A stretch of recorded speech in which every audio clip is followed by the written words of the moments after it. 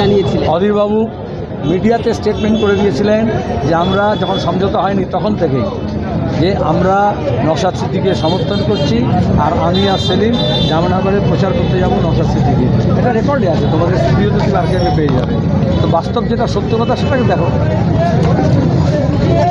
ভাঙড়ের যে পরিস্থিতি, তাতে করে কতটা আশাবাদী ভোটের ব্যাপারে আপনারা? গোটা দেশের পরিস্থিতি কী ছিল, এখন বিজেপি পারবে মবলিচিং করাতে?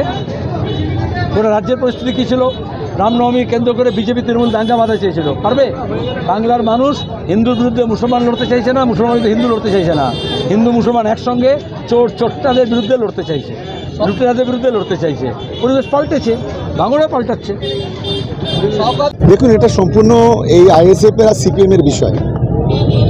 এ বিষয়ে কি বলবো, এরা কখনো কার ধরে আর কখন কার ছাড়ে, কখনো কার জাপটে ধরে আর কখন কার কামড়ে ধরে, এটা আমরা বুঝতে পারি না। ফলে এটা ওদের নিজস্ব বিষয়।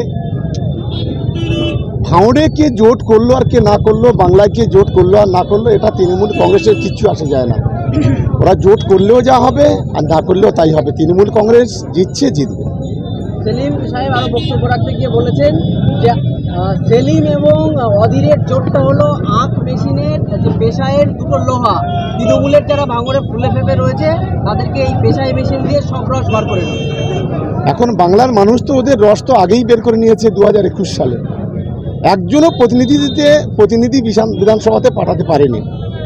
আর এবারে যে নির্বাচন হচ্ছে, এই নির্বাচনে এই যে আঁকমারাই যে দুটোই মেশিন হচ্ছে অকেজো, অধীর এবং সেলিম দুজনেই হারবে এবং এই দু জায়গাতেই তৃণমূল কংগ্রেসের প্রার্থী জিতবে। আমাকে তো অনেক সময় মানুষ ধরছেন আমি প্রার্থী, আমি তো আর সব বলতে পারি না, কিন্তু আমি আমার মতো করে বলার চেষ্টা করেছি যে এই যে ছড়িয়ে দেওয়া হয়েছে সব দোষ বিমান বসু, বিমানবাবুর দোষ নয়। আজকে আমাদের নেতা সেলিমদা তিনি এই গোটা প্রক্রিয়ার অংশ ছিলেন এবং এটা মনে রাখতে হবে, যখন আইএসএফ তৈরি হয়েছিল অনেকে সমালোচনা করেছিল অনেকভাবে। সবথেকে বেশি আইএসএফ তৈরি হওয়ার পর জন্মলগ্ন থেকে সবথেকে বেশি যে মানুষগুলো আইএসএফের পাশে দাঁড়িয়েছিল প্রকাশ্যে, তাদের নাম বিমান বসু, মোহাম্মদ সেলিম, সূর্যকান্ত মিশ্র। ফলত আজকে যা বলা হচ্ছে ভাঙড়ের মানুষের কাছে, তার সত্যতা ভাঙড়ের মানুষ নিজেরা যাচাই করবেন, বিচার করবেন।